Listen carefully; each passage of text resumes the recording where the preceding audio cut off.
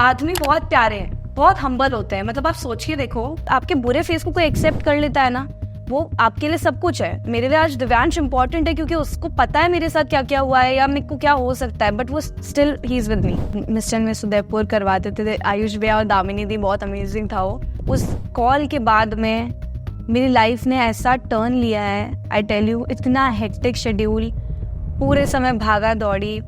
उस दिन से मैं भागा दौड़ी ही कर रही हूँ अभी तक, मुंबई से उदयपुर, उदयपुर से मुंबई, और ये भागा दौड़ी मुझे लाइफ टाइम चाहिए। मैं बहुत खुश हूँ यार। क्या है, कोई किसने बोला आपको सेंट मेरी होती है लड़कियां, हमने ऐसा सुना। आप बोल रहे हो तो ठीक है। Saint Paul's and Saint Mary's are the best. बोला लग गए।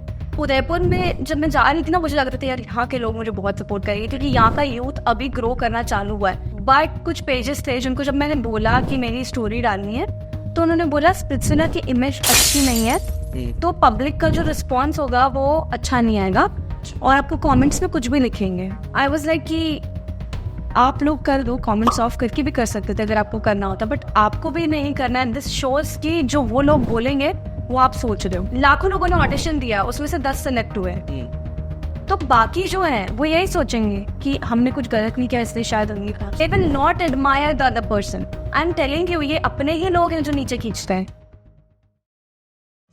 हौसलों में पंख लगा आसमां उड़ जाने की ख्वाहिशें है आँखों में, देश भर छा जाने की है।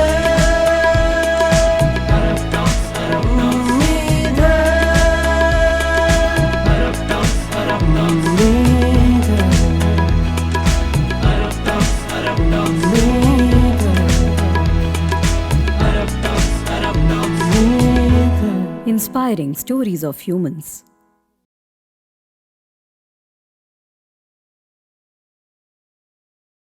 नमस्ते देवांगिनी जी। नमस्ते अनंत जी। कैसे हैं आप? एकदम बढ़िया, आप कैसे हो? मैं भी बढ़िया, और आपको देख के तो और मस्त सब होने वाला है। सबसे पहले आपका स्वागत है हमारे इस पॉडकास्ट में। और जैसा कि अब आप सेलिब्रिटी बन गए हैं, तो आपको कैसा लग रहा है सेलिब्रिटी बनने के बाद? बहुत अच्छा लग रहा है यार, किसको नहीं पसंद होता है। सब लोग भाव देते हैं, सब पहचान जाते हैं। अभी मैं यहाँ भी आई तो मुझे बाहर से लोग पहचान गए थे। क्या बात है। तो अच्छा लगता है, बहुत स्वीट लगता है कि आप जाने जा रहे हो आपकी खुद की वजह से। तो मैं 10th तक मैंने सेंट मेरीज में पढ़ाई करी थी। अरे वाह, इंटेलिजेंट हो फिर तो। यार क्या है, कोई किसने बोला आपको सेंट मेरीज होती है लड़कियां, हमने ऐसा सुना। आप बोल रहे हो तो ठीक है। Saint Paul's and Saint Mary's are the best. हाँ, मतलब अच्छे स्कूल्स हैं बट पढ़ने वाले पे होता है। मैं तो नहीं थी। अच्छा। तो मैं 10th के बाद में मेरे को जो प्रॉब्लम हुई थी, न्यूरोलॉजिकल प्रॉब्लम था। अच्छा। तो उसकी वजह से मुझे कोई टैबलेट्स दी गई थी जो मुझे रिएक्ट कर गई पूरी बॉडी पे, और सर से लेके पैर तक ब्लिस्टर्स हो गए थे। आईसीयू में एडमिट थी मैं क्योंकि गले में भी ब्लिस्टर्स थे, मुंह में भी ब्लिस्टर्स थे, खा नहीं पा रही थी, इंटरनली एक्सटर्नली बिल्कुल ख़त्म हो चुकी थी मैं। तो 15 दिन तक मैं कुछ खा पी नहीं पाई। तो डॉक्टर्स ने हाथ ऊपर कर दिए, भाई इसको हम नहीं बचा सकते, खाएगी पिएगी नहीं तो ऐसी कंडीशन में तो फिर हम कैसे बचाएंगे। फिर थोड़ी हिम्मत करी कि यार नहीं, मम्मी पापा को मैंने पहली बार रोते हुए देखा था कि पापा रो रहे हैं कि चुलबुल बेटा प्लीज़ कुछ खा ले, क्योंकि डॉक्टर्स ने भी अब हाथ खड़े कर दिए, तेरे को खुद एफर्ट करना पड़ेगा। तो मैंने मेरे डाइटिशियन को बोल के चालू करी थी, थोड़ा थोड़ा नारियल पानी, आइसक्रीम, ऐसी लिक्विड डाइट्स पे फिर खाया। और ये 10th के बाद हुआ, या मतलब कुछ 10th में पढ़ाई कम नहीं कर पाया कुछ उस वजह से? नहीं, एक्चुअली ना मेरी एक प्रॉब्लम है, मैं बहुत ओवर थिंक करती हूँ। अच्छा, मतलब बचपन से? हाँ, ये मेरा ना मूलांक 4 है। Like I my ruling planet is Rahu. Rahu के पास में धड़ है ही नहीं, सिर्फ ये है, मस्त माथा है, वो सिर्फ सोचता है। मेरा वही प्रॉब्लम है। आई कीप ऑन थिंकिंग, मैं बहुत बड़ी ओवर थिंक करूँ, और कोई छोटी सी भी बात होगी ना तो जितनी बड़ी वो बात नहीं होगी उसको मैं बना दूंगी अपने माइंड में। ऐसा भी नहीं कि किसी और को परेशान करती हूँ। अब I think kind of stress भी कह सकते हैं उससे, क्योंकि 10th था और मैं नहीं थी इतनी स्मार्ट पढ़ने में, टू बी वेरी ऑनेस्ट। मुझसे बहुत ज़्यादा पढ़ाकू और अच्छे बच्चे थे, और स्ट्रेस था या आई डोंट नो क्या था। और मुझे शुरू से था कि मुझे खुद कुछ करना है लाइफ में। मतलब अगर मैं खुद का भी खर्चा निकाल सकती हूँ ना तो मुझे वो करना है, ताकि मम्मी पापा के लिए वो हेल्पफुल हो। क्योंकि मिडिल क्लास फैमिली में आप अपना खर्चा निकाल रहे हो, वो बहुत बड़ी बात हो जाती है।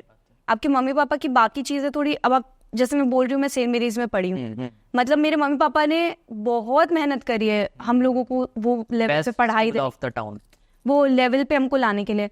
तो मुझे हमेशा था कि यार ये लोग मेरे लिए इतना कर रहे हैं ना, मुझे इनके लिए कुछ करना है, और अगर मैं इनके लिए कुछ कर सकती हूँ तो वो ये है कि मैं खुद का खर्चा निकाल लूँ, और अगर मेरे से कुछ बचेगा तो मैं इनकी हेल्प करूँ, क्योंकि I have seen them struggling. अब मैंने ट्यूशन्स लेनी चालू करी थी 10th क्लास में। अच्छा, और कौन सी क्लास के लेते थे?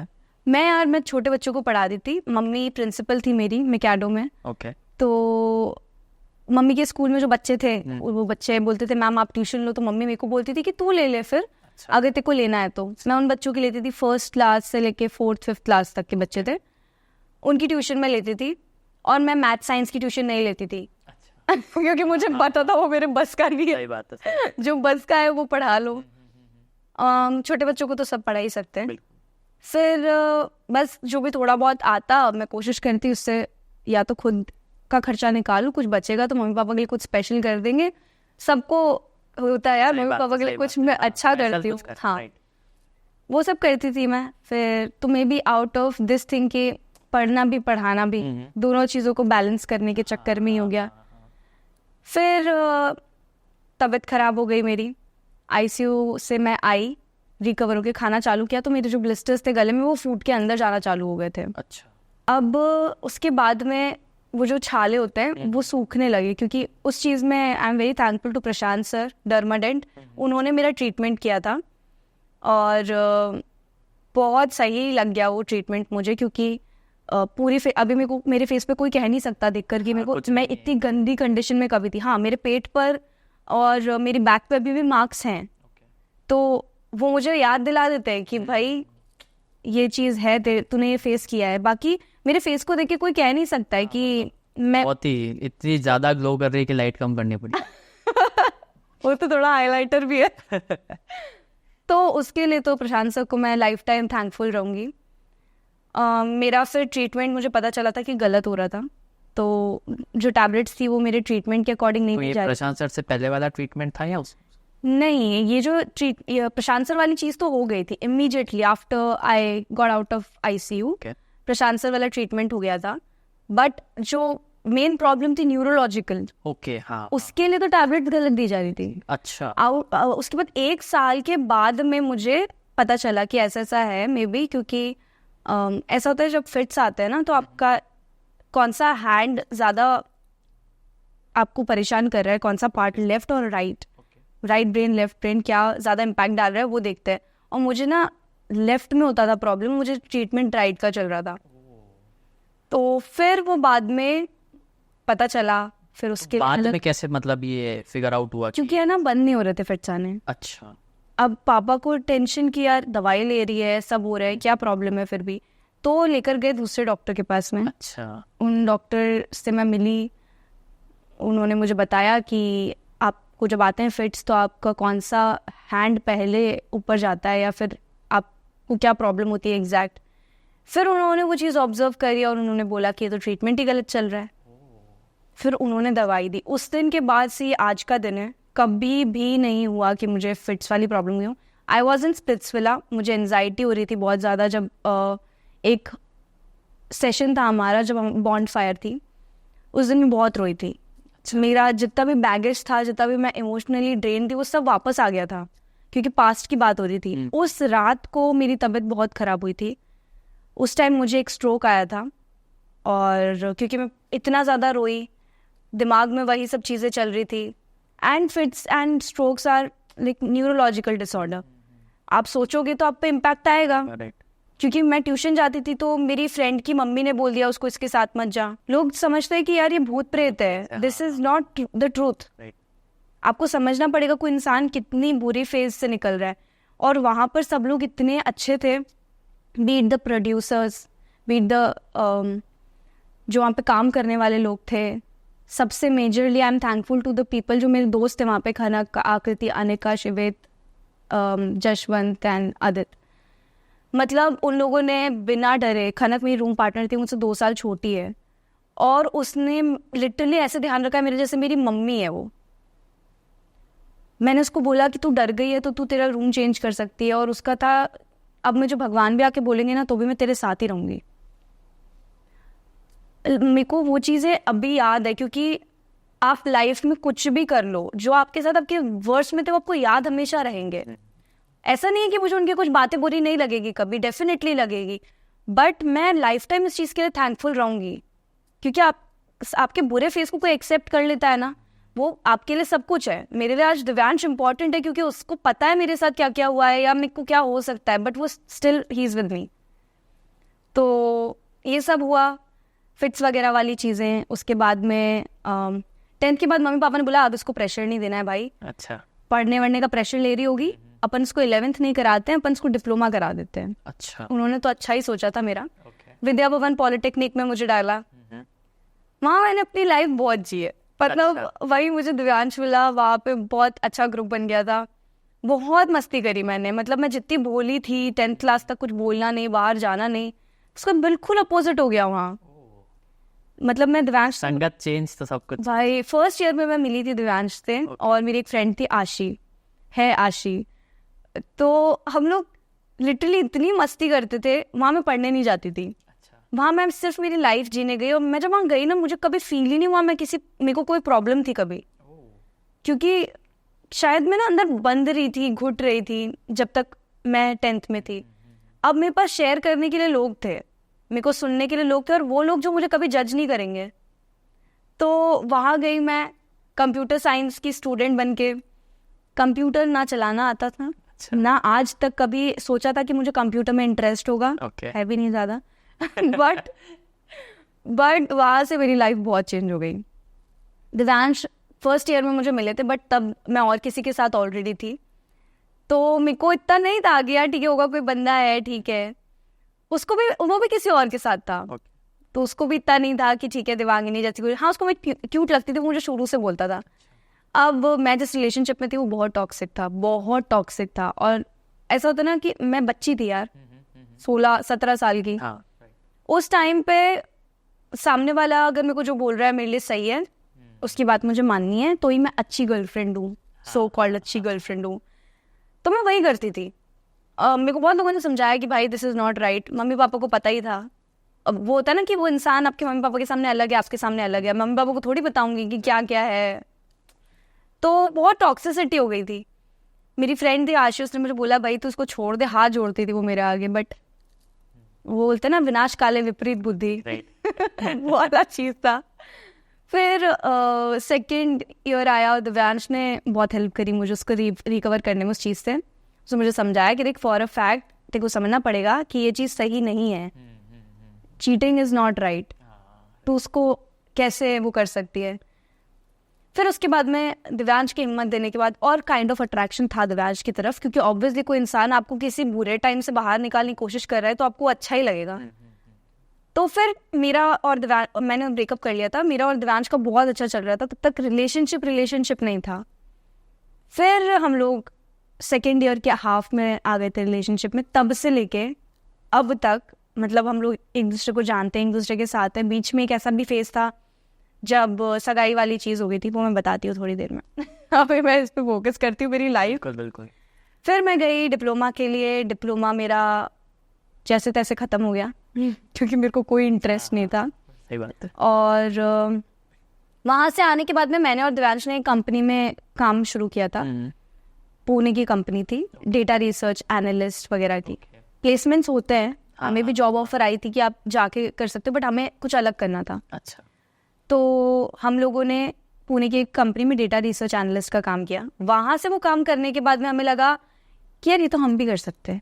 हाँ, क्या बड़ी सही बात है, सीख लिया, आप तो खुद करो बस। तो हम लोगों ने खुद की कंपनी खोली, okay, Gromor B2B। Gromor B2B, अच्छा, ओके। तो basically B2B data research and data का वो काम है। अब वो हमने चालू करी, वहाँ उसके लिए हमने ऑफिस लिया, हम लोगों ने मेहनत करी, बहुत पूरे दिन काम करते थे। शुरू में ऐसा था कि हमें ज़्यादा लोगों को भी नहीं रखना है क्योंकि पैसा देना पड़ेगा, और अभी हमको ऑफिस का खर्चा निकालना है, हम लोगों को खुद के लिए बचेगा ही नहीं कुछ। सही बात।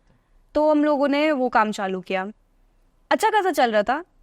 उसके बीच में मम्मी पापा ने बोला कि बेटा अभी तुम लोग इतना साथ में रहते हो, जॉब भी साथ में ऑफिस भी साथ जा रहे हो तुम लोग। फिर हम लोग काम करते थे, पता नहीं पड़ता था, पूरी दिन रात काम करते रहते थे। तो मम्मी पापा को ऐसा, तब तुम लोग सगाई कर लो एटलीस्ट। अच्छा, क्योंकि ये तुम इतने लंबे टाइम से साथ में हो, 2017-18 से तुम लोग साथ में हो, अभी तक तुम साथ हो, तो लोग फिर पूछते हैं और हम क्या बोलेंगे, क्योंकि तुमने कुछ कमिट भी नहीं किया। और फिर क्या होता है, अपने यहाँ पर रिश्ते आने चालू हो जाते हैं। That's the biggest problem. Okay, क्यों भेजते हो भाई रिश्ते, क्यों भेज, तो पूछो लड़की से करनी है कि नहीं, रिश्ते भेज दिए, वो प्रॉब्लम है। अब वो जब रिश्ते आते हैं ना, तो वो बेसिकली एक उंगली होती है मम्मी पापा कि आपकी बेटी किसी के साथ है, आपकी बेटी किसी के साथ, अरे भाई। तो फिर रिश्ते आने चालू हो गए, तो मम्मी पापा ने बोला कि ठीक है, अभी इनसे पूछ लेते हैं इनको क्या करना है, नहीं तो फिर कोई और लड़का देख लें, श्योरिटी नहीं मिल रही है। सही बात है। तो दिव्यांश को बोला, दिव्यांश भाई साहब हमारे मना कर दिया उन्होंने पहले, उन्होंने लिटरली बताया ही नहीं किसी को। अच्छा। अगले दिन सगाई है, जैसे तैसे सगाई के लिए रोके माने, अगले दिन सगाई है, उनकी फैमिली में पता ही नहीं है कि सगाई है। ओह, सरप्राइज। मतलब मम्मी पापा को पता है। हाँ। जैसे एक होता है ना कि बुआ के बच्चे, मासी के बच्चे। रात को मैं उनके घर गई हूँ, मैंने बोला अपने सबको बोल दिया, चुप बिल्कुल। मैंने बोला क्यों नहीं बोला। उस दिन मैं उनके घर से रोके झगड़ के निकली, तब उन्होंने कॉल किया और बोला सबको कि प्लीज आप कल आ जाना सगाई। इमीडिएट हुआ है प्लान चेंज, ताजा। उसको ना डर था थोड़ा शुरू से, एक रिस्पॉन्सिबिलिटी प्रेशर था कि यार मैं आज इतना बड़ा स्टेप ले लूं, मैं कल को इसको रख पाऊंगा कि नहीं, उसकी भी तो श्योरिटी चाहिए। हालांकि हम साथ में काम कर रहे थे, बट उतना नहीं हम लोग कमा रहे थे कि हम लोग लाइफ टाइम उसको वो कर ले। अच्छा खासा कमा रहे थे, टचवुड, मतलब कार वार ली थी हमने, मतलब बहुत अच्छा था वो टाइम। बट एक वो चीज़ हो जाती है ना कि यार क्या आप हर महीने सेम चीज़ कर सकते हो, श्योरिटी नहीं है, सिक्योरिटी एक तरीके से। हम लोग क्या कमा रहे हैं, हम लोग कल कितना बिजनेस आएगा, हमें नहीं पता था।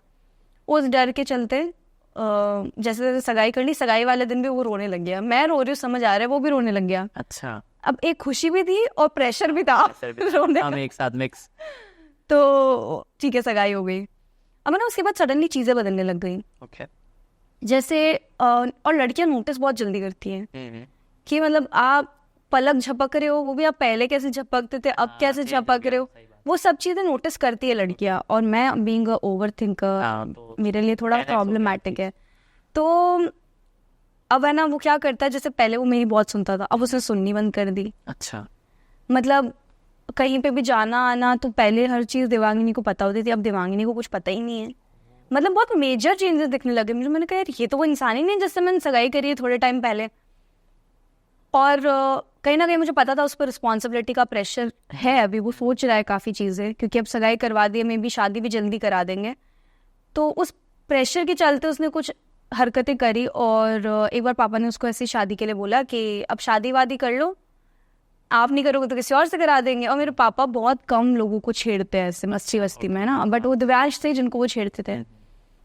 तो दिव्यांश ने बोला कि आप लोगों ने ज़बरदस्ती तो करा दी है मेरी सगाई, अब शादी भी आप ज़बरदस्ती करा लो। ये बोल के उसने रिंग खोली, वो रखा, उसने बोला करा लो आप किसी और से, और वो चला गया। अब जब वो सिचुएशन हुई, मैं तो बिल्कुल सुन, क्या करूँ मैं इस सिचुएशन में क्या बोलूँ। एक तरफ पापा, एक तरफ आप जिससे प्यार करते हो, जिसको आपने खुद अपने लिए चूज़ किया है। फिर अब वो जब चला गया ना, उसके बाद मैं डेफिनेटली पापा मेरा एक रिएक्शन था, लाउड रिएक्शन था कि अब उस रास्ते मत जाओ, क्योंकि उसको आपकी कदर नहीं है। मम्मी पापा का ऐसा था कि कहीं ना कहीं मेरे को ये डिसरिस्पेक्टफुल लगी कि उसने पापा के सामने ये चीज़ करी। वो पर्सनली करता तो मैं सॉर्ट आउट कर लेती, बट उसने वो पापा के सामने करा। मैं उसके मम्मी पापा के सामने नहीं करती ना ये कभी। वो चीज़ मुझे फील हुई कुछ लंबे टाइम तक। okay. और मुझे था कि अब मम्मी पापा के सामने से बता दिया मेरी कोई वैल्यू नहीं है, तो मैं नहीं जाऊंगी अब इस रास्ते वापस, ख़त्म काम। उसने बहुत कोशिश करी घर आके बात करने की। ऑब्वियसली अब गेट खोलना तो मेरी मर्जी है ना, तुम भले बाहर कितने भी चक्कर काट लो। हमारे जो फ्रेंड्स थे, जैसे मैं बता रही हूँ आशी, उसने म्यूचुअली कुछ बात करने की कोशिश करी कि इससे सॉर्ट हो जाए। और हम लोगों को हर इवेंट में साथ जाना पड़ता था। अच्छा। दोस्त ही कॉमन है। अब मैंने दोस्तों को भी छोड़ दिया कि भाई अब तुम लोग सब ब्लैक लिस्टेड हो, मैं नहीं आऊंगी, क्योंकि मैं जितनी बार आऊंगी मुझे ये दिखेगा और मुझे उसको मौका ही नहीं देना है। अब वो ना, उसको बात करने का, समझाने का, खुद को एक्सप्लेन करने का, अपने इमोशन दिखाने का टाइम ही नहीं मिला कभी बाहर, क्योंकि वो टाइम मैंने उसको दिया नहीं। और मैं खुद में, मतलब मेरा खुद का बाहर निकलना बंद हो गया था, मुझे ज़्यादा आना जाना अच्छा नहीं लगता था, ये सब चीज़ें होने लग गई थी। वो एक होता है ना, आप थोड़ा डिप्रेशन में हो, बट आपको वो ओवरकम करना है। उस टाइम बिंग में कंपनी मेरे नाम पे थी, कंपनी मुझे चाह रही थी। अब ऐसा तो नहीं कि हम साथ में काम कर सकते, साथ में है नहीं, बट उससे भी मतलब मेरा मन नहीं लगता था काम में। वो तो मुझे नहीं करना था, तो आपका था ही। मुझे नहीं करना था, मतलब मैं कोशिश करती थी कि कर लेती हूँ, बट मेरे से नहीं हो पा रहा था। कंपनी भी थोड़ी ऐसे ही चल रही थी डामाडोल। और एक मैसेज आया था मुझे, एक कास्टिंग का कुछ था करके, दिल्ली की कंपनी है। तो मेरे को इंटरेस्ट था शुरू से मॉडलिंग में, मैंने मॉडलिंग भी करी है। थोड़ा बताइए मॉडलिंग वाला फेज आपका। मॉडलिंग वाला देखो, मेरी ये जो तबीयत खराब हुई थी उसके बाद का है, जब मैं कॉलेज में थी फर्स्ट ईयर में, तब मैंने ट्राई किया था मॉडलिंग। तब मैं थोड़ी स्लिम थी। स्लिम नहीं बोलते इसको, कमजोरी बोलते हैं। अच्छा, ओके, कमजोरी, ओके, गॉट इट, गॉट। तो तब मैंने स्टार्ट किया था मॉडलिंग का, और इतना खास नहीं आया मेरे को रिस्पॉन्स। जैसे एक फैशन वीक में वर्क किया था मैंने, फिर मिस्टर में उदयपुर करवाते थे, आयुष भैया और दामिनी दी, बहुत अमेजिंग था वो, उसमें मैंने किया था। तो ठीक है, मतलब मन था इसलिए कर लिया। एक बार मिस वेस्ट इंडिया टैलेंट का किया मैंने, फिर भाई मैंने कहा ये अपने बस की बात नहीं है, modelling is like next level thing. इसलिए मैं रुशाली और शुभी को बहुत एडमायर करती हूँ मेरे शो में। वो मेरे को इतनी प्यारी लगती है, लिटरली वो एक देखती पता पड़ता है भाई ये मॉडल है। फिर मैंने वो सब छोड़ दिया, मैंने कहा यार अपन फोकस करते हैं इसमें। पता चला पड़ गए, उदयपुर वाले सपोर्ट करेंगे नहीं और बाहर किस्से में भाग जाओगी सब। चलो हम इस पॉइंट पर आएंगे थोड़ा, पहले आप अपनी थोड़ी सी और स्टोरी बता दो। तो बस मैंने मॉडलिंग का भी करा ट्राई, मैंने हर जगह कोशिश करी कुछ ना कुछ करने की। मैं गिव अप करने वाली वो लेवल पे आई नहीं मैं, बट देखना है कि कुछ हर जगह। जैसे मैंने इन्फ्लुएंसिंग भी करी। स्विट्जरलैंड में जाने से पहले मेरे 50,000 फॉलोअर्स थे ऑनेस्टली। और मतलब और ये 25,000 कैसे बने आपके? या देखो मैं ना मैंने वो सेल्फ पोर्ट्रेट स्टार्ट किया था लॉकडाउन में। अच्छा। तो सेल्फ पोर्ट्रेट में आपको अलग अलग फोटोज खुद क्लिक करके डालनी होती है, रील्स बनानी होती है। मैंने वही सब किया था बस। और उन्हीं सब से मेरे वो फॉलोअर्स आ गए थे। अच्छा। उसके बाद में मैं थोड़ा बहुत उदयपुर ब्लॉग के लिए काम करती थी, शेड्स के लिए काम करती थी, और मेरे को ऐसा लगता था कि जो दिखता है वो बिकता है, मेरे को दिखना है हर जगह। वो भी एक प्लस पॉइंट था मेरे लिए। तो बेसिकली मैंने सब किया, घाट घाट का पानी पिया है। अच्छा। मतलब टीचिंग भी करी है, मॉडलिंग भी करी है, इन्फ्लुएंसिंग भी करी है, सब कर लिया। मेरे को शो में बहुत, दिल्ली की कंपनी थी जो कास्टिंग करती थी, उससे मैं जुड़ी हुई थी बेसिकली। अच्छा। तो वो एक पॉपअप मैसेज आया मुझे कि एक रियलिटी शो है, उसमें अगर आपको अप्लाई करना है तो ऑडिशन भेज दो। मैंने उन्हें मैसेज किया कि मुझे भी बताओ इसके बारे में, क्योंकि किसको नहीं पसंद है टीवी पे दिखना। National television. अब मेरी लाइफ में कुछ खराब हुआ है तो आई एम एक्सपेक्टिंग कुछ अच्छा भी हो। वो सही बात है ना। और क्या बुरा तो कुछ है नहीं यार, अप्लाई करने में, कर देते हैं। मैंने ऑडिशन दिया, उन्होंने जो क्वेश्चन पूछे थे मैंने उन क्वेश्चंस के उनको जवाब दिए। उसका बहुत टाइम तक जवाब नहीं आया। फिर आई गॉट टू नो कि उसी के जो शो उन्होंने बताया था, उसी शो का जियो सिनेमा पे पोर्टल है। अच्छा। पोर्टल पे आप ऑडिशन डाल सकते हो। मैंने वही ऑडिशन उस पर भी डाल दिया। अच्छा। अब मेरे पास में एक बार फ़ोन आया कि hello Divangini, you are being selected for Splitsvilla. अरे वाह। और मैं थी तब मध्य प्रदेश, कूनो। अच्छा। एक ट्रिप पे अपनी बहन के साथ। ज़्यादातर ऐसे फ़ोन तभी आते हैं जब आप कोई, हाँ, वो भी एक शूट ही था, इन्फ्लुएंसिंग करती थी मैं तो उसका रिगार्डिंग। तो मैं शॉक में, मैं कहा भाई मेरा नहीं हो सकता, आई एम श्योर मेरा नहीं हो सकता। बट उसको कैसे पता है सिलसिला का मैंने ऑडिशन दिया है। तो फिर उन्होंने बोला कि आपकी एक जूम पे मीटिंग है, तो आपको मीटिंग अटेंड करनी है, आपसे कुछ क्वेश्चंस पूछे जाएंगे and this call will be recorded. Okay. मतलब ठीक है। वहीं पे उन्होंने मुझे सुबह कॉल किया, मैंने उनसे जूम कॉल पे बात करी, उन्होंने जो क्वेश्चंस पूछे उनके मैंने जवाब दिए। उन क्वेश्चंस में एक क्वेश्चन ये था, एक्सेस के बारे में पूछा। अच्छा। एक्स के बारे में पूछने के बाद में उन्होंने मुझे बोला आपका एक्स का इंस्टाग्राम आईडी। मैंने बोला कि ब्लॉक है नहीं है, वो स्टॉक तो मुझे करता है, मुझे पता है, उसकी हरकतें पता है मुझे, पर क्यों मांग रहे हो। बट मैंने इतना भी नहीं सोचा क्योंकि I was focusing on my self rather than that point. तो ठीक है, दे दिया भाई। अब उन्होंने बोला अब आपको मुंबई आना है। अच्छा। ऑडिशन के लिए। वो लोग हर चीज़ से आपको क्वालिफाई करते हैं कि आप शो में क्या कर सकते हो। मैं चली गई मुंबई में गई, उन्होंने मुझसे क्वेश्चंस पूछे, फिर उन्होंने थोड़ा मुझसे पूछे इमोशनल जो मैं हो गई थी कुछ क्वेश्चंस में जो रिलेटेड टू माय एक्स थे, क्योंकि मैं बहुत सेंसिटिव हूँ अभी तक भी उस टॉपिक को लेकर। फिर उन्होंने बोला कि अब किसी की मिमिक्री कर लो, आप कुछ कर सकते हो। तो डांस करने को बोला, डांस तो भाई ऐसे निकल जाता है। फिर उन्होंने बोला मिमिक्री करो, तो मैंने सनी मैम की मिमिक्री करी थी। फिर मैंने उर्फी जावेद की मिमिक्री करी थी जो उनको बहुत पसंद आई। तो फिर उन्होंने मुझे बोला कि ठीक है अब आप जा सकते हो। फिर शो जब मेरे को जाना था उसके 3 दिन पहले मुझे बताया गया कि आप पैक करो सामान, ये सब लाना है और आ जाओ। अच्छा, मतलब तब तक भी आप मुंबई जाकर आ गए but you still not confirm कि आप हो कि नहीं। हाँ। वो जब मेरे को कॉल आया ना 3-4 दिन पहले, मैं जो काम पे लगी हूँ उस कॉल के बाद में मेरी लाइफ ने ऐसा टर्न लिया है। आई टेल यू, इतना हेक्टिक शेड्यूल, पूरे समय भागा दौड़ी। उस दिन से मैं भागा दौड़ी ही कर रही हूँ अभी तक, मुंबई से उदयपुर, उदयपुर से मुंबई, और ये भागा दौड़ी मुझे लाइफ टाइम चाहिए। मैं बहुत खुश हूँ। स्प्लिट्सविला ने मुझे लिटरली एक पहचान दी है, मैं यही कहूँगी। और मुझे नहीं लगा था कि मुझे कभी भी मौका मिलेगा ऐसे लेवल पे जाने का। मुझे पसंद था, मुझे था कि मुझे जाना है भाई, नौटंकी मैं करती हूँ, टीवी पे आना है, सबको होता है, किसी को भी मौका मिलेगा तो वो क्यों मना करेगा उसे टीवी पे नहीं आना है।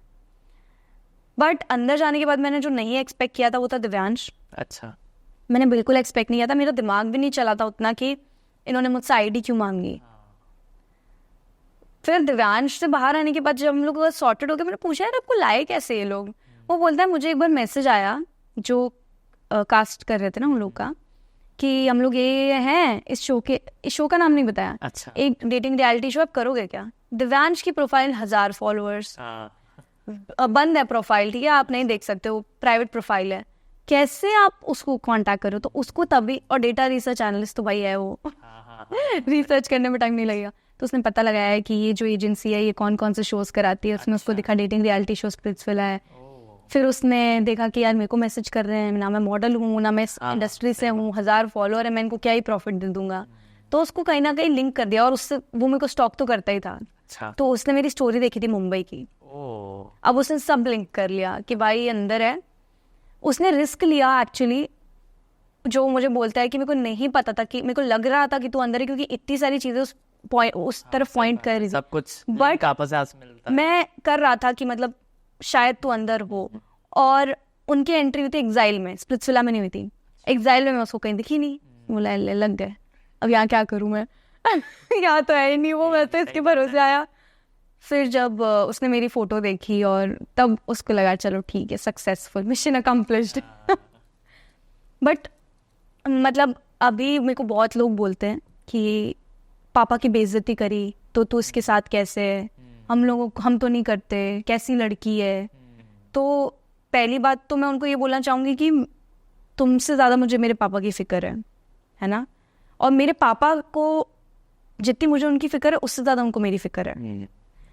तो he wants me to be happy no matter what.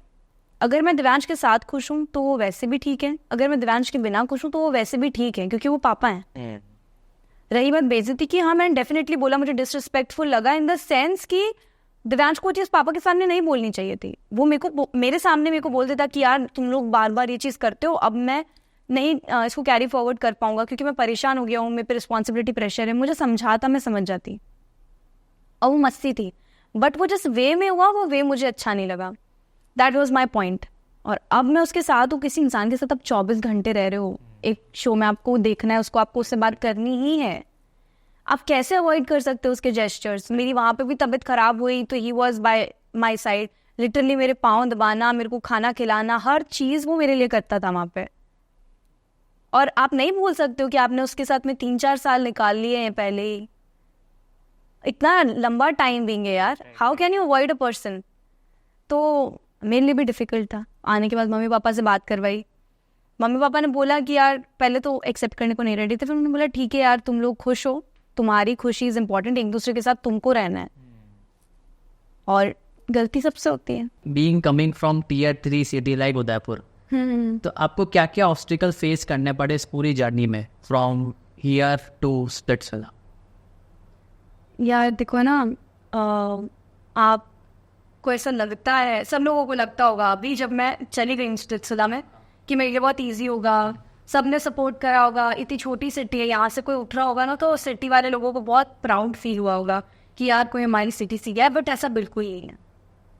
जब मुझे अच्छे से याद है, जब मैं शो में जा रही, मेरा जब शो बेसिकली जब लॉन्च होने वाला था, जो फर्स्ट डेट थी, उस टाइम पे मुझे स्टोरी, ऑब्वियसली अपन पब्लिसिटी और मीडिया के लिए चीज़ें करता है कि लोगों को पता चले कि यार उनकी सिटी से कोई गया है, तो I was really happy and hopping कि सब बहुत खुश होंगे। बट कुछ पेजेस थे जिनको जब मैंने बोला कि मेरी स्टोरी डालनी है, तो उन्होंने बोला स्प्लिट्सविला की इमेज अच्छी नहीं है, तो पब्लिक का जो रिस्पॉन्स होगा वो अच्छा नहीं आएगा और आपको कमेंट्स में कुछ भी लिखेंगे। I was not expecting to hear this, but ठीक है, अब बोला उन्होंने, जो भी है। मुझे बहुत बुरा लगा सुन के, क्योंकि उनके साथ मैं काम कर चुकी थी।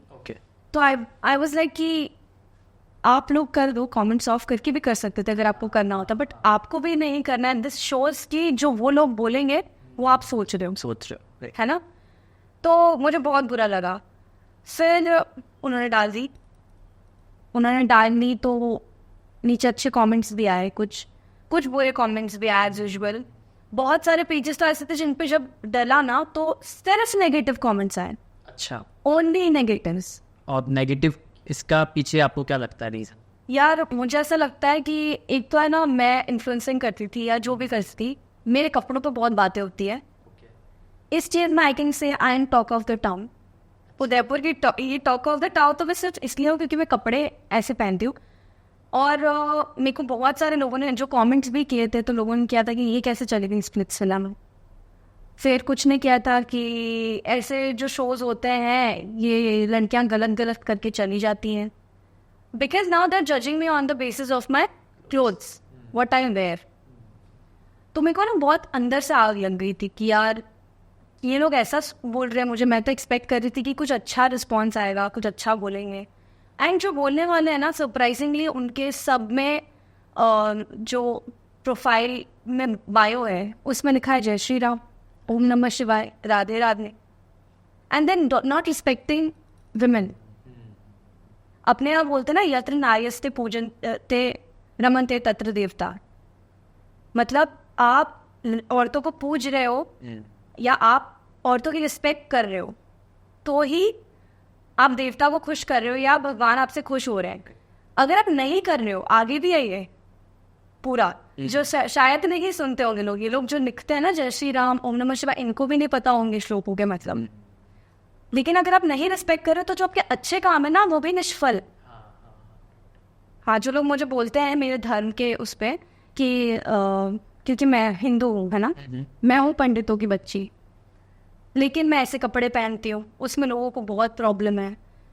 तो मुझे नहीं समझ आता कि हमें ये सिखाया गया है हमारे एपिक स्क्रिप्चर्स में कि आप औरतों का सम्मान करो।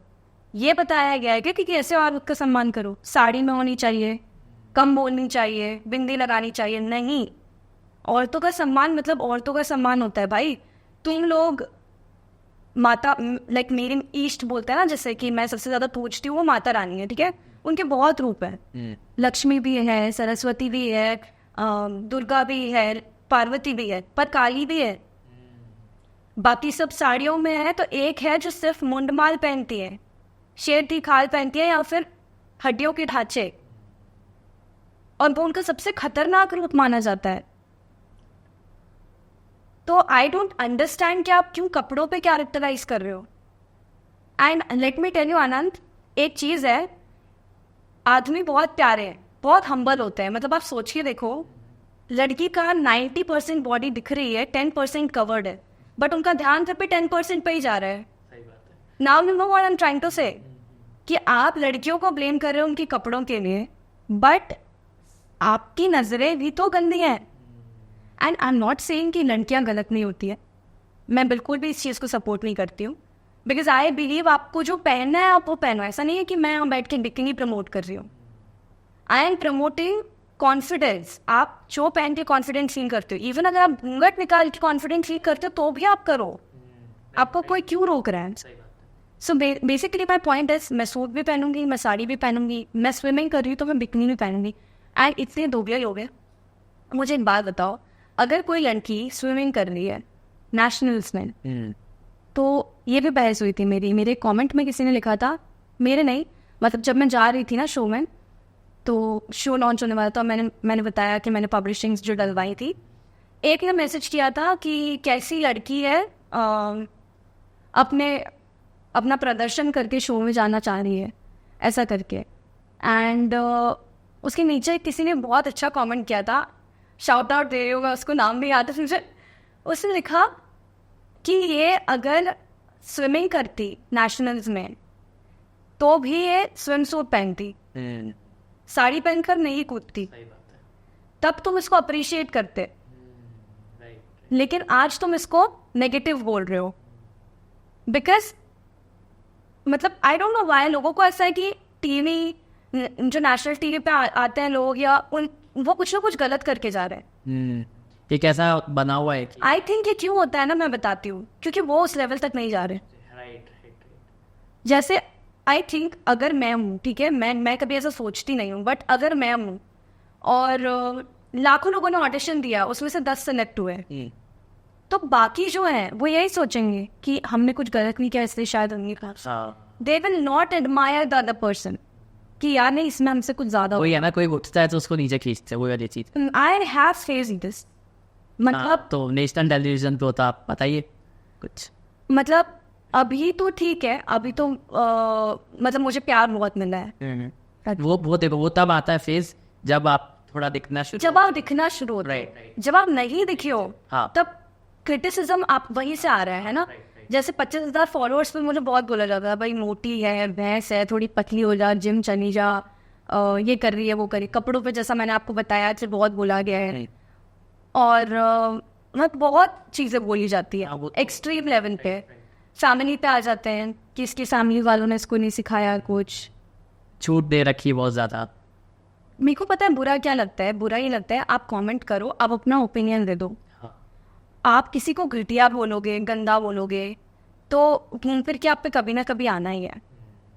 आप प्रिपेयर्ड रहो, क्योंकि कल जब आपको टीवी पे जाने का मौका मिलेगा, सेव का तो वही कमेंट आपके भी आएंगे, और जब मौका मिलेगा तो आप जाओगे। आई कैन बेट ये जो जय श्री राम, ओम नमः शिवाय सब लिखा है, I am a huge devotee. मैं बहुत स्पिरिचुअल हूँ। मतलब मैं बचपन से, मेरे मम्मी पापा ने मुझे श्लोक सुना सुना के बड़ा किया है। मैं बहुत हूँ माइथोलॉजी, मतलब मुझे ऐसी ऐसी बातें भी मैं इंटरेस्ट से सुनती हूँ जो शायद किसी ने अभी तक सुनी भी नहीं होंगी। मेरे को उतना लेवल पे है, बट इसका ये मतलब नहीं है कि कैरेक्टराइज कर देंगे कि ऐसी हिंदू लड़की ऐसी होनी चाहिए जो कपड़े पहनती है। नहीं है तो फिर हमारे फॉर्मेट दे रखा है कि भाई इसी नज़र से देखना है तो उसी में देखना। क्यों फॉर्मेट है ये भाई? तुम मेरे को पता है जो मुझे कहाँ क्या पहन के जाना है। ऑब्वियसली मैं अगर स्विमिंग के टाइम बिकिनी पहन रही हूँ, मैं रोड पे नहीं पहन के घूमूंगी। अगर मैं किसी वेस्टर्न आउट में किसी पार्टी में जा रही हूँ, मैं सूट पहन के नहीं जाऊंगी। अगर मैं मंदिर जा रही हूँ तो मैं वो वेस्टर्न आउटफिट नहीं पहन के जाऊंगी। That is a common sense. और जब ये कॉमन सेंस लड़की में है तो आप क्यों बीच में टांग अड़ा रहे हो? That is the problem. और बोलने वाली लड़कियाँ होती हैं, इतनी लड़कियाँ होती है बोलने वाली। मतलब मुझे ऐसा लगता है, मैंने मेरी प्रोफाइल पे लिखा हुआ इम्परफेक्टली एम्पावरिंग वुमेन। अच्छा, why am I empowering women जब वो खुद ही किसी औरत को नहीं उठा रही हैं? I sometimes really feel this. मेरे को ऐसा लगता है कि I am not asking you to wear something cheap, I am asking you wear whatever you like. आपको जो करना है आप वो करो, किसी के प्रेशर में आके नहीं। आज मुझे मेरा कोई बॉयफ्रेंड है, मेरे बॉयफ्रेंड ने मुझे बोल दिया कि तू साड़ी पहनेगी आज से, और मैं सिर्फ उसके लिए उसकी मैं साड़ी पहन, वाई? मैं हमेशा से ये बिलीव करती हूँ, मेरे मम्मी पापा को भी बहुत लोगों ने भड़काया। अभी मैं जब शो से बाहर आई ना, तो डायरेक्टर ने, मेरे मम्मी पापा के दोस्तों ने उनको बोला कि इतनी छूट क्यों दे दी है कि आधे से भी कम कपड़ों में घूम रही है। अब पता है, जब वो मैंने सुना, आई वाज इन गोवा, मैंने जब ये सुना ना, मैं लिटरली वही रोने लग गई कि आज मेरी वजह से मम्मी पापा को ये चीज़ सुननी पड़नी है। बट क्यों? क्यों? उनके बच्चे गए उस लेवल पर, उतना कॉन्फिडेंस होता तो जाते। आपको खुद पे कॉन्फिडेंस चाहिए। मैंने भी लाइफ में बहुत कुछ फेस करा है, तब मैं इस लेवल पर आई हूँ। आज बहुत लोग मम्मी पापा को अच्छा भी बोल रहे होंगे कि यार आपकी बेटी टीवी पे दिख रही है, आपको कैसा लग रहा है, बट उन्हीं के दोस्त उनको ये सब बोल रहे हैं। आई एम टेलिंग यू, ये अपने ही लोग हैं जो नीचे खींचते हैं। बहुत सही बात बोली। मैं उदयपुर में जब मैं जा रही थी ना, मुझे लग रहा था यार यहाँ के लोग मुझे बहुत सपोर्ट करेंगे, क्योंकि यहाँ का यूथ अभी ग्रो करना चालू हुआ है. इन लोगों को लगेगा यार हमारे यहाँ से कोई रियलिटी शो में गया, it's a very big thing, right? कोई लड़की पे आना is a big thing. And that time when I really opened the comment section, I was shocked. क्या लिख रहे हैं विदाउट एनी रीजन. तुम नहीं जानते हो एज अ पर्सन हूँ आई एम, मैं कितनी स्पिरिचुअल हूँ, मैं भक्ति में कितना हूँ, मुझे कितना नॉलेज है इन सब चीज़ों का, मैं कपड़े कैसे कहाँ पहनना चाहती हूँ, मैं मेरी फैमिली को कितना रिस्पेक्ट करती हूँ. तुम कुछ नहीं जानते हो. You are judging me on the basis of what I wear. तो करो जज, क्योंकि तुम जज कर रहे हो और कमेंट्स में हो तो कमेंट्स में ही रह जाओगे. You will never grow because you not letting your brain to grow. So बहुत मैं पिस्ड हो गई थी यार. मतलब कुछ भी लिखना, गंदे कमेंट्स पढ़ना, चीप चीज़ें वगैरह. तो क्रिटिसिज्म था. जितना मैंने सोचा था मुझे सपोर्ट मिलेगा, मुझे उतना सपोर्ट से ज़्यादा क्रिटिसिज्म मिला, टू बी वेरी ऑनेस्ट. अब जब मैं शो से बाहर आ गई हूँ और अब मुझे जब लोग देखते हैं और बोलते हैं कि आप सिलसिला में होना, देवांगिनी होना, फोटो खिंचवाते हैं, तो मुझे अच्छा लगता है. बट जब तक पता चला था सिर्फ न्यूज़ थी की जा रही है, तो मैंने सुना भाई, बहुत सुना. लिटरली अभी भी वो जो पेजेस में जिन्होंने मेरे लिए कुछ डाला ना, उन्होंने कमेंट्स ऑफ कर रखे क्योंकि वो खुद भी नहीं कमेंट्स पढ़ पा रहे हैं.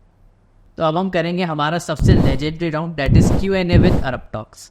तो सबसे पहले क्वेश्चन आता है, who has been the most influential person in your life, और उन्होंने आपको कैसे इम्पैक्ट किया है? मैं बोलूँगी कि मेरे लिए मेरे पापा मम्मी ही हैं इन्फ्लुएंशियल. हालांकि उन्होंने मुझे उतना अभी जैसे मैं सिलसिला से वो कुछ सुनते हैं तो वो थोड़े से कन्विंस हो जाते हैं उस चीज़ से, क्योंकि उन्हें बुरा लगता है डेफिनेटली.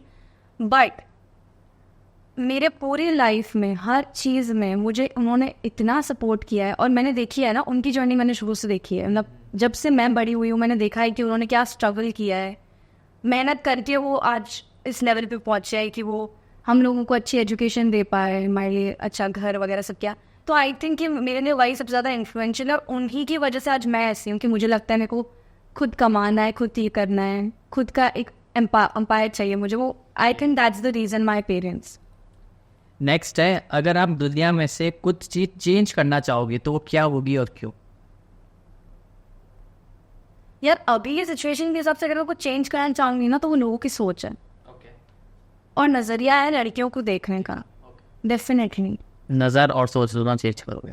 अगर कर सकती हूँ तो भगवान अभी कर दो. नेक्स्ट है, एक ऐसी ड्रीम जो आपने अभी तक किसी के साथ शेयर नहीं की, पहले टाइम आप पॉडकास्ट पे शेयर करो. यार ना ये मेरा अकेले का ड्रीम नहीं है, हम दोनों का ड्रीम है. बट यार ये तो मैं बोलूँगी भी नहीं अभी. नहीं, फिर आपको बताना तो पड़ेगा. होने के बाद ही बता पाऊंगी ये वाला. हिंट दे दीजिए. हम लोगों को एक विला टाइप कुछ बनाना है. Okay. But it is inspired from web series. Splitsvilla नहीं, अच्छा ओके.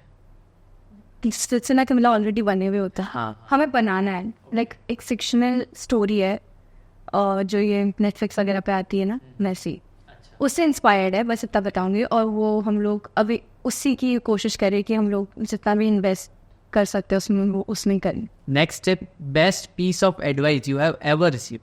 इससे बेस्ट कुछ हो ही नहीं सकता. बेस्ट पीस ऑफ एडवाइस, मुझे थोड़ा सा अपना गुस्सा कंट्रोल करना चाहिए. क्योंकि मैंने दिव्यांश को जिस रीज़न की वजह से छोड़ा वो ये था कि उसने गुस्से में एक स्टेप लिया. बट मैं तो खुद गुस्सा करती हूँ.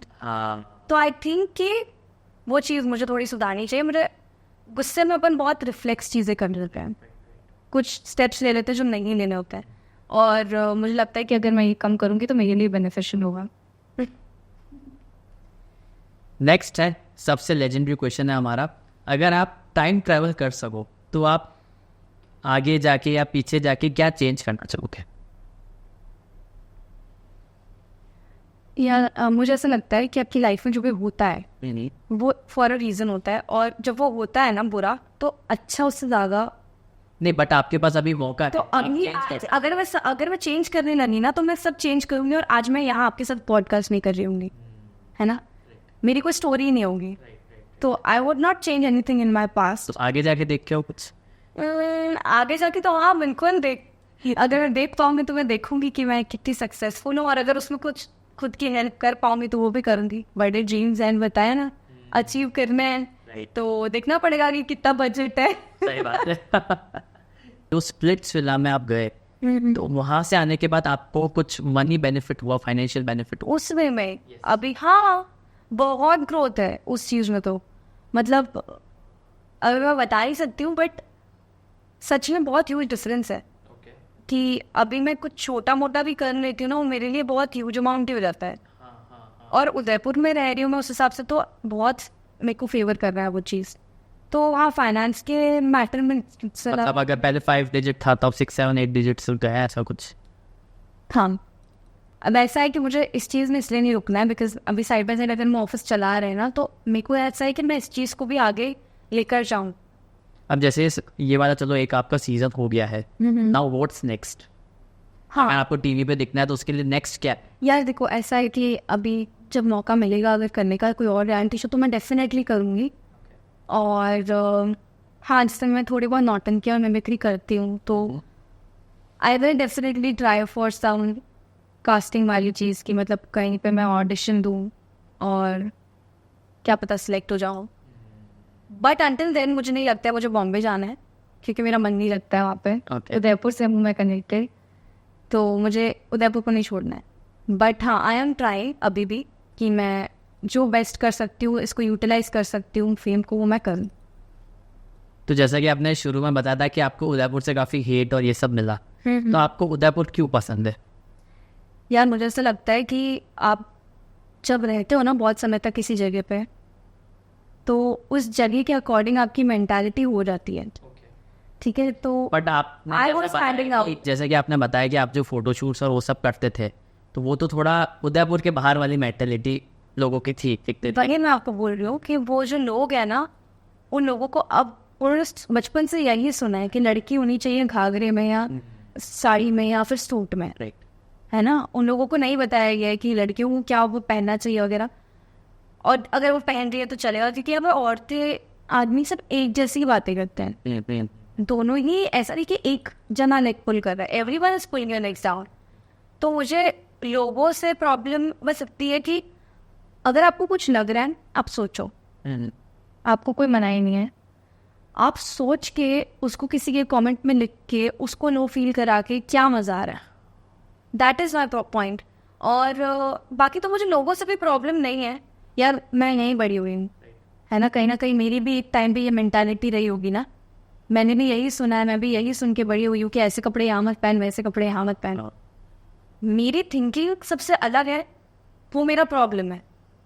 बट मैं उदयपुर को तो नहीं छोड़ सकती हूँ, क्योंकि मैं शुरू से यहाँ रही हूँ, मैं यहाँ के एटमॉस्फेयर में इतनी घुली मिली हूँ. मैं बॉम्बे जाती भी हूँ तो मेरा मन नहीं लगता है, मतलब वहाँ मेरे 3 दिन निकल जाते हैं, मुझे नहीं पता पड़ता. यहाँ मेरा 1 दिन तो मेरे लिए बहुत ज़्यादा इंपॉर्टेंट होता है. वहाँ की लाइफ इज़ टू फास्ट. वहाँ मैं जाती हूँ, मैं मेरा शूट करती हूँ, मैं आ जाती हूँ, फिर मैं यहाँ रहती हूँ, मस्त मज़े से.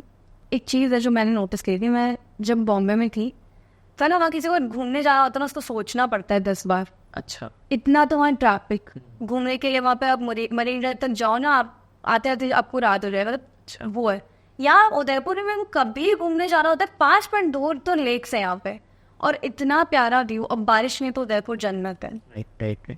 सारे बादल नीचे आ जाते हैं. इतनी सुंदर जगह है उदयपुर, मतलब अपने राजस्थान का कश्मीर है वो. मुझे इतना पसंद है, मेरे को नहीं लगता है कि मैं उदयपुर को छोड़ पाती हूँ.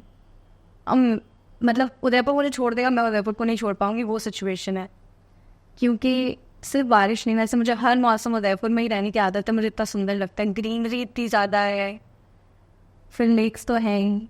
What's the day in life of Devangini? यार देखो ऑनेस्टली बताती हूँ, मैं जब से चालू किया है काम करना, मैंने शूट्स वगैरह किए, तो मेरा शेड्यूल बहुत गंदा हो गया है. तो मैं सोती हूँ सुबह 4 बजे. अच्छा. मैं उठती हूँ दिन में. उसके बाद मैं जब मैं उदयपुर में होती हूँ तो मैं घर के थोड़े बहुत काम कर लेती हूँ, जो मम्मी बोलती है कि ये कर लेना वो कर लेना, क्योंकि मम्मी प्रिंसिपल है, वो काम पे जाती है. सेलिब्रिटी बन गया था, ऐसा नहीं कि आपका? मम्मी के लिए कोई सेलिब्रिटी नहीं है भाई, मम्मी के लिए तुम बच्चे ही हो, लाइफ स्टाइल. तो थोड़ा बहुत काम करती हूँ. फिर जो मुझे शूट उदयपुर में करना होता है उसके लिए जो भी मेरा फोटोग्राफर है, वीडियोग्राफर है, उसके साथ मैं बाहर जाती हूँ, शूट वूट करती हूँ, आती हूँ, आके खाना खा के सो जाती हूँ. अगर नींद आती है तो, वरना वही 4 बजे वाला शेड्यूल हो जाता है मेरा। और शूट पे जाते हो तो आपको 3 घंटे 4 घंटे लग ही जाते हैं, है ना। थोड़ा टाइम मम्मी पापा के साथ बैठ के गपशप कर लेती हूँ। अगर मैं बॉम्बे में होती हूँ तो मेरा सोना उठना तो यही रहता है कि 4 बजे फिर उठ गए, बट वहाँ से तो मुझे उठना थोड़ा जल्दी पड़ता है। कितनी बजे फिर सोआ आप, आपको उठना जल्दी, क्योंकि आपको फिर ट्रैवल करके शूट लोकेशन पे जाना है, वही 1-1.5 घंटा लग गया, फिर क्या मतलब है। तो वहाँ पे भी शूट, वहाँ पे जो शूट होता है वो फिर पूरा दिन चला जाता है उसमें। फिर आप आते हो रात को 10-11 बजे, फिर बस आपको खाना पीना है, बातें बातें करनी, करो, कहीं जाना है घूमने जाओ। वैसे रात को कहीं जाओगे, वहाँ पे तो मेरा दिन कहाँ जाता है मुझे पता ही नहीं पड़ता है। तो इसलिए मुझे होता है पसंद, में आते हो तो मुझे रिलैक्स फील होता है, even if I am shooting. तो इसलिए यही है, अभी तो थोड़ी सी हेक्टिक लाइफ है। और फिर मुंबई, उदयपुर, दिल्ली से यहाँ। अब तो सेलिब्रिटी बन गए, अब तो आपको घूमना ही है। जैसे कि आप स्प्लिट्सविला से आए, तो यूजुअली ऐसा देखने में आता है कि जो भी इस टाइप के बड़े शोज करता है, जो टेलीविजन पे आते हैं, नेशनल टेलीविजन पे, तो जब वो बाहर आते हैं तो उनको ब्रांड्स बहुत सारी अप्रोच करते। तो अगर मैं बात करूँ बड़े लेवल पे, तो आपको खैर बहुत सारी ब्रांड्स ने अप्रोच किया होगा। अगर हम माइक्रो लेवल पर बात करें तो आपको किसी ने अप्रोच किया? Micro level in the sense Udaipur से? यस। कोई पेज नो ऐसा? हाँ, मतलब काफ़ी रेस्टोरेंट्स थे, कैफेज थे जो चाहते थे हमारे साथ काम करना। इनफैक्ट एक पेज था जिसने मेरी स्टोरी डालने को मना कर दिया था, मैंने बताया था। उन्होंने भी मुझे अप्रोच किया काम के लिए। तो फिर आपने किया काम? नहीं, उनको ऐसा था कि मैं कम रेट में काम करूँ आई गेस। तो मैंने जो उनको रेट कोट करी, वो मैंने वैसे भी बहुत नॉमिनली वो करी थी कोट, क्योंकि ऑब्वियसली मैं मेरी प्रोफाइल का ही चार्ज ले रही थी। बट आई गेस यहाँ पर पैसा नहीं निकलता लोगों से। सही बात है, कंजूसी पूरी है। तो वो वाली चीज़ थी। बाकी पर्सनली मुझे अगर कोई कांटेक्ट कर रहा है तो मैं इसलिए अवॉइड करती हूँ वो चीज़, क्योंकि मैं मेरे पेज पे स्टोर विजिट्स और ये सब नहीं डाल सकती हूँ, है ना। आई कैन बी देयर, मैं मेरा फेस किसी रेस्टोरेंट के लिए जा सकती हूँ, बट उसको मैं अपने प्रोफाइल पे पोस्ट नहीं कर पाऊंगी, बिकॉज मेरी प्रोफाइल वैसी है नहीं। I am basically in fashion, lifestyle and travel thing. तो हाँ, ऐसा है, अप्रोच कर रहे हैं लोग माइक्रो लेवल पे भी। और जो स्मॉल बिजनेसेस हैं जो उदयपुर की हैं, छोटे मोटे अभी स्टार्ट किया है, उनको मैं खुद सपोर्ट करती हूँ। अच्छा। तो उनके साथ में मैं बार्टर डील्स भी कर लेती हूँ, कि मुझे लगता है कि अब मैं ना किसी लेवल पे गई हूँ, उदयपुर के लोगों को उठा सकती हूँ। So before wrapping up this podcast, मैं आपको 3 क्वेश्चन दूंगा। फर्स्ट क्वेश्चन इज, आपको हमारे इस पॉडकास्ट पर आकर कैसा लगा? क्योंकि आप इतने सारे पॉडकास्ट पर जा चुके हो, तो आप मुझे फीडबैक दीजिए कि हम क्या चीज़ को इम्प्रूव करें। और थर्ड हमारा है कि आप, जो लोग आपको देख रहे हैं, उनको आप क्या एडवाइस देना चाहोगे? तो सबसे पहला तो ये कि मुझे पॉडकास्ट पे आके बहुत अच्छा लगा। और इसलिए लगा बहुत अच्छा क्योंकि मैं अभी जितने भी पॉडकास्ट करके आई ना, उन पे मैंने मेजरली स्प्लिट्सविला की बात करी है। या मेरी टोटल पर्सनल लाइफ की बात करी है। यहाँ पे मैंने उस टाइम की बात करी है जब मुझे क्रिटिसिज्म मिल रहा था और मुझे नहीं समझ आ रहा था कि क्या हो रहा है। ये मेरी फैमिली भी अफेक्ट हो रही थी उस चीज़ से। तो मुझे काफ़ी अच्छा लगा कि आज मैंने उससे सब मन की भड़ास निकाली। अच्छा। जो मैं सोचती हूँ मैंने बताया, काफ़ी चीज़ें शेयर करी, तो मुझे बहुत अच्छा लगा और बहुत एंजॉय किया मैंने। अरे वाह, मैंने भी। और फीडबैक ये है कि ये जो हाथी आपने रख रखा है, इसकी जगह कोई ब्रांड रखो अच्छी। अरे हाँ, प्रमोशन। अब आप आए तो शायद ब्रांड्स भी आए हमारे पास। हाँ, और बाकी मैं सब लोगों को सिर्फ ये बोलना चाहती हूँ कि अपनी लाइफ में तुमको क्या करना है ना, तुम खुद जानते हो, तुम अपना रास्ता खुद बना रहे हो। तो बहुत लोग बहुत कुछ बोलेंगे, कोई अच्छा बोलेगा, कोई बुरा बोलेगा, कोई गालियाँ भी देगा, भाड़ में जान दो सबको। तुम अपने लिए, अपनी फैमिली के लिए चीज़ें करो और जिसमें तुम्हें कॉन्फिडेंट फील होता है वो चीज़ करो।